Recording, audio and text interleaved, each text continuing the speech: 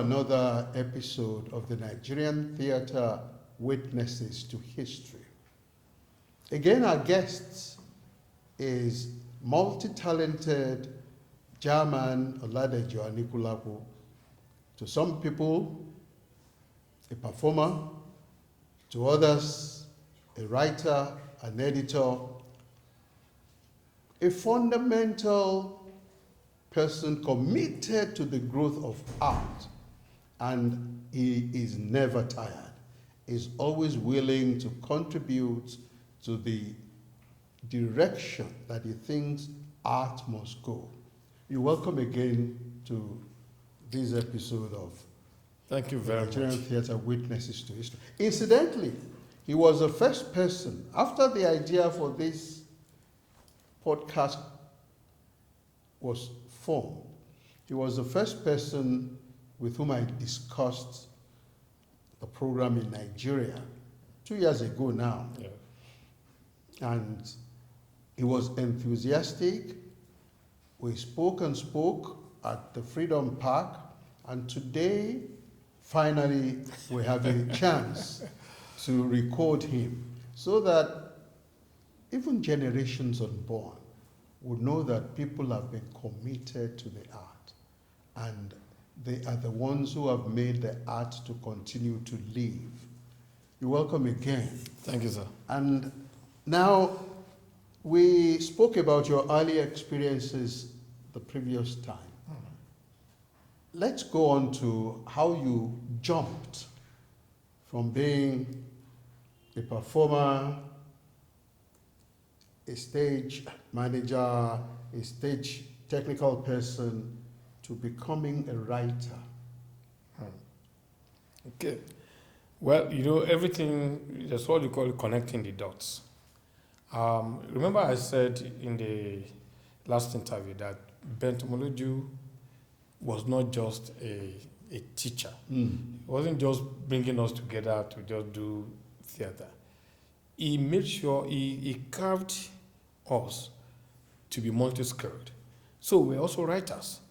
Incidentally, I want our viewers to also know that Ben OLADEJO, whom we call Benocaster, from the university, was a multi-talented artist. In fact, as that well. was anything. He was a designer, he was a writer, Singer, composer, arranger. a singer, arranger. Even the painter. We will be also a painter. We'll be bringing him also very soon, but that was somebody that influenced JAHMAN a lot. He actually made me an artist. Yeah. I think I could have been, as a 19... Maybe instead of saying you didn't like sociology, you would have just settled for it. Oh, yeah. I had my first scholarship in 1981 to go to the US. But he had already put me on television. So I remember the day I went to my dad when, you know, I made one of the best scores in HSA. Yes. And we're in Awaru Islam College. Awaru Islam College was one of the elite schools. Yes. And we were chosen, I think I was number 3 or so, for us to give us scholarship. And I went to the Mr. Ilaka, tall, huge, maybe that man was like 9 feet. I remember he said, I'm not going to any US. He said, what am I going You to said do that? there? Yes, I'm on television. I was on 3 TV programs. You didn't want to japa? No, 1981. Wow. I was an actor. I was acting in 2 different productions, and Kakaki, which OLADEJO formed, had a musical program going on TV. Why will I leave all of that to go to the US? I said, no, I'm not going. And I was still playing football and running my, I think it was 1,500 meters or so. So I was not going. And they sent message to my dad, because my family house was not too far from Ahmadiyya College. Ahmadiyya. So, and the man summoned me and my father 7+. And he was saying, no, why are you not going? I said, no, I am not going. You know, as it will happen, that same evening when he was almost telling me, get out of my house, there was a program on TV, and I was there. So Live. and his friend who came around to drink, because on TV. all of them normally came to our family house then too. Say, they can see OLADEJO. I said, So it became important. He said, okay, anything you want to do, Go and do it. And then I was processing admission. He didn't know I was going because of football to UI. Yeah. And then, in fact, it was funny thing that when I graduated, he thought I did sociology. Ooh. It was on my graduation day that I knew that it was theater I did because I cut them off because I was making money. I was, you know what we call the purple format, NTA. Yeah. I was collecting it and all of that.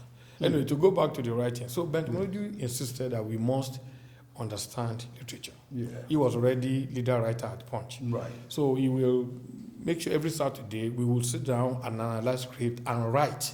You don't just analyze, you must write. And you count what you have written. Anybody who doesn't write, we didn't write then, you'll be surcharged. And Really? I was the You were the I was the enforcer. record keeper. So we were writing and it was in Punch. So we started writing and you would go and publish it in Punch. Oh, at that time. Young people, we are not even in university yet. You publish it in Punch. We were a leader writer at Punch. He was the one writing the editorial and he also handling the art pages and co. So we write and so it became part of one. So that when I was then in University of Ibadan, I continued writing. Then he went to work in the Weekly Democrat. Right. He was submitting articles and was publishing them. Right. Then he went That to was the broadsheet. the broadsheet. Then he went to Guardian, and he was still writing. I was still writing, and then he was publishing them.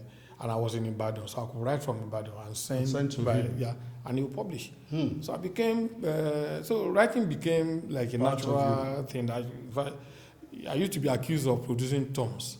I would write for Daily Guardian, Weekend Guardian, Lagos Life, Guardian Express. I was like maintaining 7 pages a week. How did you find time to I read? didn't even understand what I was doing. I was doing all of that. And then, but right about that time too, Ejido Ogumade was in Radio Nigeria. Yes. He was producing drama with Bengali Bar, Tom Prabarowe and co. Yes. So Ejido Ogumade would say he was producing a program called Literature and Society, Right.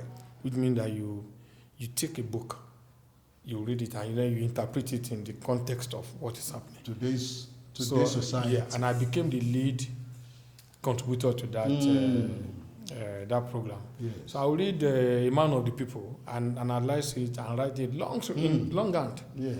I'll read No Longer Artists, I'll read Shoyinka, any book or short song, and write every Saturday. And so, and I must finish that book. Because if you don't finish it, there's no way you can write. Yes. So reading and writing became second nature to one. So that's where the writing thing came up. It came from my theater. Yes. Yeah. But then to become a full-time journalist, running the audio production, where making rehearsal at a place in Ijesha. I remember that street called Additional Street, or a bungalow. Yes. So we would sleep, there was no light. So most of the time when we've done rehearsal in the night, we were rehearsing last to me. In the night, we would sleep outside in the mosquito because if you know Ijesha very well, the gutter is in front of Yes. So one day, there was only one person who was writing consistently on our Toyin Akin. Right. And then maybe Akim Shita, Right. Kole Adi Oditola. So Richard just said, all this while what would they do? Richard was he was the lead of last minute. Okay. So all this while what would they do? You know, people know the writing now about, or if not before Toyin, where they come. Say, yeah, but we can be writing now. And so we write, and it was fraudulent actually. Because we write about our play Yes. and put somebody else's name. We invented so many names. Oh, yeah. I can't remember all the names I've invented. You write and then make sure you send it to, because Bentomoju was there. All his friends, Shegun Adeleke and Cody, were all editors. Yeah. So Akim Ikondu, who is dead now, you send it to them. They'll publish it. So that was why to write for the newspaper now became compulsory. But an intervention during the Matasini riot in Kafanchan, I was serving in Kafanchan. Okay. And I kept on writing about what was going on, but using other names. So I'll write and go and send through a vehicle that will go from Kafanchan to Kaduna, from Kaduna to Lagos. And the thing was coming out, but I knew I was one writer everybody knew. So when the riot happened in 1987, I was returned and we were sent back, coppers. Yes. So we were sent back and I entered vehicle. I remember that when I got to Ibadan, my money got exhausted. And I had to enter, all these trucks at Ojo that brings cow. Cows and so when there was no money to use my bags money of to food. drink, I just entered the back, paid the motor boy some money, entered myself and the cow. That's how we got to Lagos. I was smelly, and I had no money to now go to my parents' house in Agege. So I look right, left, okay, Guardian is there now, Ben will be there, and he can give me a ride. Because he lived in Agege too. I said, okay, let me just go to the Guardian, and so I'll wait for him until when he has closed. Then he will take me to my father's house. So I got there. As I was getting in there was when Stanley Makebo, the legendary Stanley Makebo, was walking in. And Ben said, MD, this is the JAHMAN anikulapo that you say you don't know. That this is the guy who has been writing for. Because they already assumed that it was Ben. I so copied Ben Tomology so much that my language, I couldn't write like him. But the way we deployed language, diction and co. So they thought he was the one writing that was forging. Say, this is the guy. I said, oh yeah? Okay, follow me. So I went with him to his office. Funny thing, I'd never seen cognac before. Yeah. So he just pointed to it. He said, maybe he said something like, he spoke brilliant American. Say, whiskey or brandy? I didn't hear very well. I just said, cognac. I like that. He laughed. Cognac. Cognac. So he said, if you give me, I've never tasted that. Greedy Ojukoko. You are promoting yourself. I poured it in. I really barraged it. I drank it. How I got to downstairs, because his office was upstairs. How I got downstairs, I can't remember. And he gave me a cigar to smoke. So when I got there, I couldn't make it back to Ben's office. I just went to the reception. There's an ante room. Yeah. Entered there, I just left off. So when Ben closed, usually they will close around 9 or 10. Yes. He didn't see me. He thought you had left. I'm talking on 1987. He thought I'd gone. So he went to. Left you there? Yeah. So it was in the morning when the lady, I remember a very big lady, said, what are you doing here, copper? I said, Mr. Automology is not here now. She came around to 8. Yeah. He said, okay, don't go and sit in front of his office. He took me to front of Ben's office. So I sat down there. Everybody who came thought I was a copper. They started giving me paper to write. In fact, he brought some script that I should sub. The first time I had sub. To sub is so. Yes. They just give me, I said, this is the job. I sat down there. When it was lunchtime, they took me to eat one Magnus Ekpe or so. I will never forget that guy. He was the one who he said, let's go. So he went to buy me lunch, bought me drink. He came back and started sobbing. Until Ben came in the evening, because Ben was still doing it. Now so sweet. That's how I became a journalist. And Ben just absorbed me into his department. So now there was not a struggle in the newsroom. They wanted me to be on the news. The sub guy wanted me to be on the sub. But I have to work with Benton Luigi. Right. And then there was a guy called Gile Oshadipe. He's a professor now. Gile too said, come and be writing for Lagos Live. You write very well. And so, that's how journalism just found me. That's right. And it never let you go. I've been doing that forever. Never let you go. Yeah. You did very well. You did very well. So I always say I'm a child of encounters. People I have encountered in my life. Ben is number one. And then encountering the Adi Lugba, and people just have a way. We all need mentors. Yes. That's what I always tell people. We all need mentors. We need mentors. We need mentors. So if I didn't encounter them, I'd say it. On my birthday when they asked me the question, I think it was in this studio too. And he said, what would have happened if you didn't? I said, I would have been an area boy. Because people who grew up around me, even though in a way my dad was, we're not aristocrats, but we're elites. Because if your father at that time had like 2 cars, had about 10 houses, and was running chain of taxi, he had you had aristo. Yes, he was distributing top beer. All the musicians mentioned them. And Even all these younger one like a barista, they used to come drink at my father's house. So if I was already moving in that circle, Yes. I know that the environment itself was rough. So most of the kids who grew up, they didn't want to go to school. So I was just lucky that I encountered You did. OLADEJO and some other people. So You did. Now, you moved from just writing or editing into creating organizations that went into the nitty-gritty of the arts and started giving an impetus to the arts. I'm talking now of your involvement with the Cora. Tell me how that happened. Well, I think how to think of that, because I've never really thought about it. But what I can say, for one, is that the kind of training I had in Kakaki also prepared me to be a producer. Yes. Because training under OLADEJO, as I've said, it was a school. It was an all-rounded school that you are not just being trained as an actor. You are being trained as a director. Yes. You're being trained as a stage manager. You are being trained as a producer without you knowing it. We were learning how to coordinate shows, how to run road shows.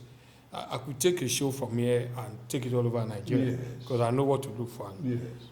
So those training already prepared me for that. Now, so that is one, that training.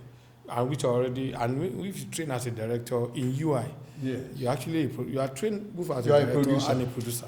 Because look at the brevity of our training. You are even a business manager. Yeah. When you encounter people, You must learn everything. You must learn You are a box counselor. office management, everything. Yes. They forced me to do adult education. For that's why I couldn't make first class because so why would I do adult education? Is it because you are supposed to be is it called guidance and counseling? Yes, you must counseling thing. You must guide. You must be able to use your play. You must be able to help everybody, actress that comes your way. Yes. That was the way they taught us directing. So the training aspect was there, but the second one was that I spent. If I joined Guardian in 1987, up to 1992, when OLADEJO was still around, I was reporting. Yes. They immediately left. If I already wrote a recommendation that I should be the one to succeed him, so they made me assistant arts editor. Right. I became assistant editor, deputy editor, then Sunday editor. So I spent all my years writing about what others were doing. And most of the time, because my sensibility as a critic, I was trained as a critic, my sensibility was different from what others were doing. I've been trained to understand that for a production to go well, you must have all the resources. Yes. Both human and material resources must be there for you to be able to produce a good show. Now, my training as a critic, I'm supposed to write about what somebody has done.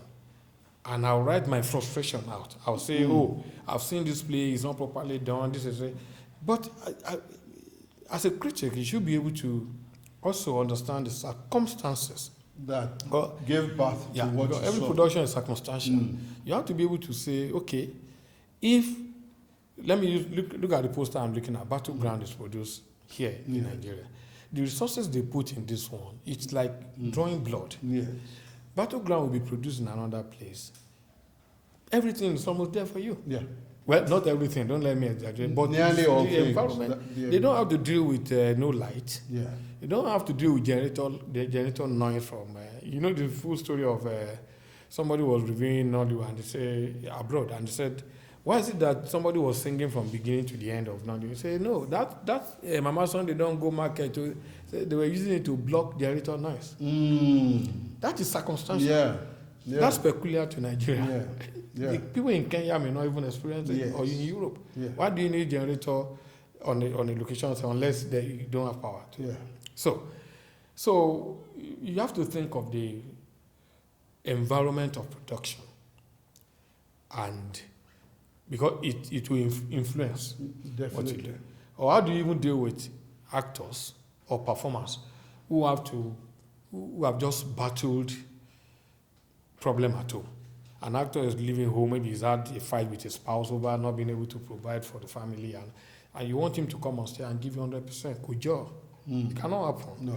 Because from what I look back to us in the criticism class, your performance on stage is a product of the baggage you bring, what they call cognitive structure. Yes. Your cognitive structure is what you are bringing in. You are coming to on set. Yes. You already have to jump. Somebody just told us that you have 5 hours just to come To to travel, to work. work, and to go back. So that person is coming on your set, and you think that you can get 100%. Good job. You can have it. No, you can even get it, but you must know how to Yeah, how to manage that manage little that, energy. The to person be is able already to tired. tease the person, He's already tired by the time to he gets excite the person Yes. to be able to perform and give you Yeah. So I started a thinking. reasonable performance. Yes, I started thinking about the environmental factor that affect our artistic production. And at a point, I think I worked on myself and I said, look, I would rather concentrate on producing. What I've been criticizing, let me be doing my own Let thing. me do For the instance, I said I will not direct a play until when I have the resources. I Yeah. totally direct and I know what to do with a play. Yes. But I said I will not do it until when I have full resources, because I know what I saw when I did my final year project in school, the trial of the Dankimati. Yes. Like the school, nobody wanted, Bayo said they will not touch it. I said I will do it. Yeah. Because I know that I have support from Lagos, Yes. from Adelu Banco. You know? So I started thinking of that environmental factors that will affect how you produce. And I wanted to start producing, Yes. to start testing this. Well, what we need actually is to ensure that the arts, we continually advocate for the arts. Yeah. We continue to make arts. How did religion, how did it become part of our life? It's because people were insisting.